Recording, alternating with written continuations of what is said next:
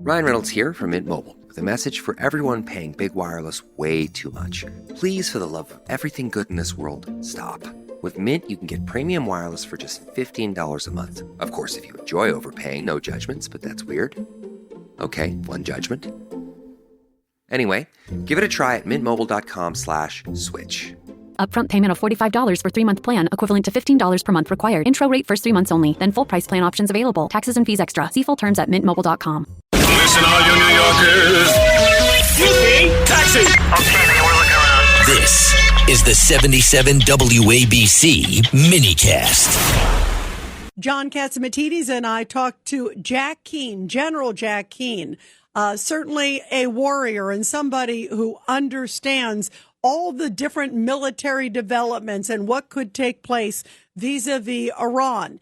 He had just gotten off the phone with President Trump when he called in to me and John, and he briefed us on that conversation and where he thinks some of the options are headed. The stakes couldn't be higher. Tomorrow is the meeting in Pakistan. And I wanted to play this conversation because, boy, it was revealing and powerful. Here is John and myself talking to General Jack Keane. Well, what the heck is going on in the world? There's nobody better than Jack Keane, a 4-star general, and he's dedicated his life to America. Well, General, what the heck is going on? What's the pulse of the situation?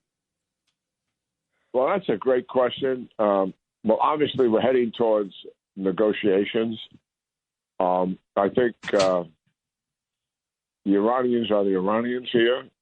They promise a lot and deliver little, and they lie and cheat. I know the president certainly is aware of that. The team going into negotiations obviously is aware of that, and we'll see what comes of it. In my own mind, number one, the Iranians shut down the Straits of Hormuz, and they did that for 2 reasons. The first one was to get a ceasefire, and they got the ceasefire. The second one is to demonstrate by continuing to control the Straits of Hormuz, they are communicating to all of the allies in the region who are providing the oil that goes through the Straits of Hormuz, that they, despite all of the attacks that the Americans and the Israelis have delivered on them, they are still here. Not only that, they are still able to impose their will on the region that has actually global impacts. That is what this is about. So given the seriousness of what I just displayed, yes, we're going into negotiations. We have to do something about that. We cannot let that stand. In my view, there's 2 options. One, the oil that the Iranians are sending out of the region in ships to China, to India, to Pakistan, to Turkey, those are the primary oil that is being shipped, not necessarily on their ships, but heading to those countries. They use other ships, other flagships to do it. When it gets to the Gulf of Oman, we should stop it right there and hold them and don't let them get through. The president should call President Xi and tell him, this is what I'm going to do. I need you to call the Iranians and tell them they have to give up control of the Straits of Hormuz, or I have to do this. It's not something I want to do, but something I'm going to do. And I think that has to happen. That's option one. The Iranians, if that is done, have options themselves. What are they going to do as a result of that? One, they can start conducting attacks on Gulf oil fields, UAE, Saudi Arabia, the Qatar natural gas fields, anything, plenty of things to attack. Number two, they can just stalemate us and say, let's see who blinks first. Because the president has all of this economic pressure on him and this political pressure, which they believe is the reason why he went to the ceasefire and stopped combat operations. So let's just continue that and squeeze him. Now, what do the Americans have to do? Let me finish a little bit. What the Americans can do if that continues is that we just go in and forcibly open up the Straits of Hormuz and start moving the ships through ourselves. listen, people in America are overthinking how difficult that is. That is not as difficult as people think. I can't go into the details of it, but I've spoken multiple times to the commander of our troops at Central Command. I've dealt with other people on this.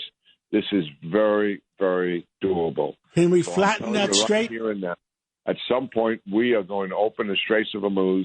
We're still going to do negotiations to see what the Iranians really have to offer. Is there something real there, or is this fabrication so they can just delay what's happening and put off returning to combat operations? That is the pulse of where we are. Can we flatten that Strait of Hormuz, or is it too much land? No, we don't flatten it. We've already taken out all the defense that's in the area. Listen, moving 4 or 5 ships, 2 escort ships and maybe 1 or 2 ships through the Straits of Hormuz is not as difficult as people think.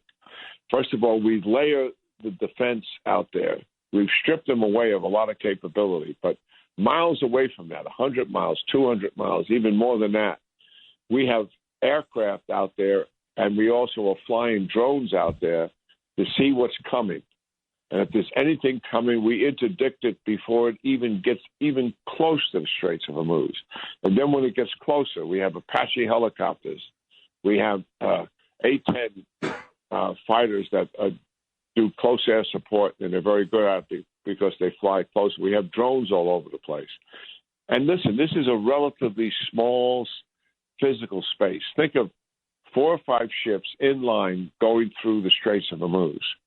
That doesn't even compare to the ships at sea that we have in that whole area and region that take up considerably more space. What did the Iranians do? They fired hundreds of drones at them. They fired ballistic missiles at them. They fired anti-ship missiles at them. They've done everything they can to hit them. They haven't hit a single one of them. Wow. Okay? In so general, we're this problem, believe me. Tell me, the Hezbollah, how close is Israel to wiping them out or making significant damage to them? Very good question. What has happened here, when Hezbollah came into the war, the Israelis made up their mind once and for all, this is it. During the 12-day war, you saw what they did. They decapitated the leaderships in one of the most brilliant operations I've seen with the pages, et cetera, and killing Nasrallah, deeply buried underneath an apartment building and took it all down after telling the people to get out of it. And hopefully most of them did. And decapitated that leadership and destroyed tens of thousands of their missiles. But when the war ended, it's a known fact, they had tens of thousands of rockets, principally missiles also, but not as many short-range rockets. And what they did, every time they entered into a ceasefire with them over a year ago, and every time they tried to move stuff down, the Israelis over the last year in 25 and into 26 conducted hundreds of airstrikes against their opportunities to reestablish themselves in the South. And then finally, during the 12-day war, by the way, they never fired a shot. Think about that. I asked the Israelis, what is going on 4 days into the war? Why hasn't Hezbollah fired a shot? And they said, sir, I said, are they out of missiles? And they said, no, sir. The reason is that they don't have the will to do it because they're not sure Iran is going to survive. I said, boy, that is really interesting. And they never did. So fast forward to where we are right now. They did fire a shot, and they fired actually 6,000. Listen to what I said, 6,000 rockets and missiles against Israel in the last week plus at the insistence of the Iranian regime. Netanyahu and his team have made up their minds. This is it. This is over. We are going to finish these guys once and for all. And that's what they were about doing south of the Litani River, where all their infrastructure. Is that still going on every day? Is that going on every day? every single day. They told the people to move out. You move out because we're going to destroy everything that's physical in terms of infrastructure, buildings, residences, everything that exists in the South. We're not going to give the Hezbollah the opportunity to come into people's homes, dig tunnels under these homes, and storage sites for weapons and missiles and the rest of it. It's over. They're going to take all that area that they occupy, what they have to be in, to range the Israelis. That's what they were about. And then the ceasefire came, and what has happened, they were also bombing Beirut because the Hezbollah leadership and other people are in Beirut, and also there is some ability from Beirut and some underground storage sites to fire into Israel.